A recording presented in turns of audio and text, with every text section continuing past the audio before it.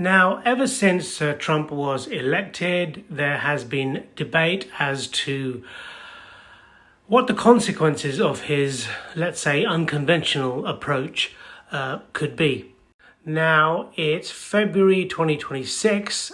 Trump's been in power he was inaugurated more than a year ago.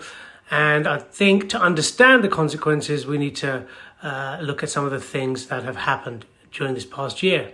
First of all, he's extracted or kidnapped, depending on your political point of view, Maduro from Venezuela. The point of it is, in essence, to put in place a more malleable government that will allow him to resource extract. And we have information suggesting that the proceeds of those resources, in other words, the proceeds of Venezuelan oil, are going to be put into a bank account. Qatar has been mentioned, and Donald Trump is going to be responsible for managing that account. We also have Gaza and the West Bank, and what's happening is that the West Bank is de facto being annexed, and genocide is being committed in Gaza, and the UN and various other bodies support that assessment.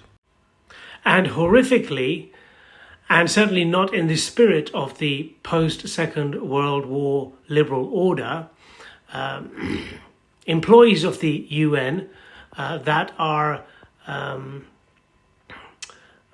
exposing genocide and crimes against humanity and war crimes in Palestine, Gaza, the West Bank, are being debanked, and sanctions are being placed against them. And Trump has allowed it to happen. And he's also threatened to annex Greenland, which has upset Europe.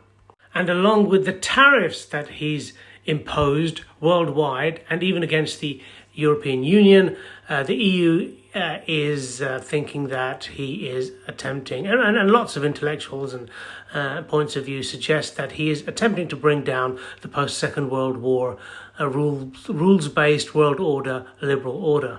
Now, the consequences may be seen in Ukraine. Now, there have been signals from Russia that some agreement is possible. That includes some arrangement whereby Russia maintains control, de facto control, of the territories, or Ukrainian territories that it has already that is already in control of. That Ukraine will become a neutral country.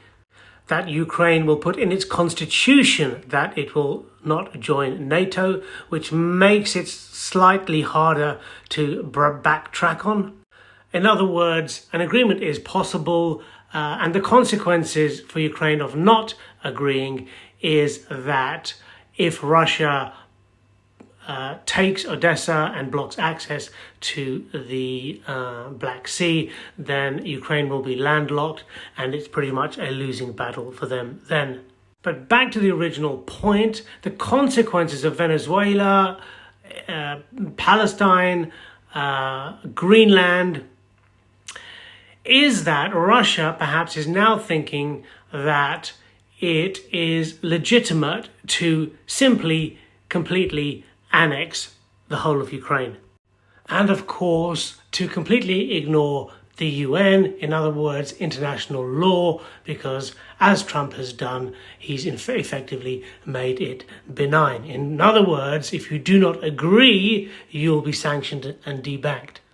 In other words, international law no longer really exists. Now, there are some arguments that that was Russia's intention in the first place, but there are arguments suggesting that Russia's initial aim was simply to replace the Ukrainian government with a puppet government, not annex it. There's a difference.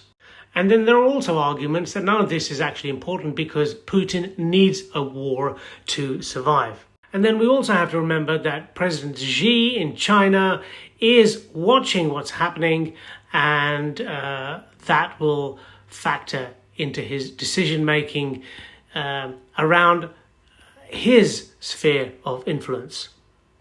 So overall, we are seeing that Trump's actions are having massive geopolitical implications.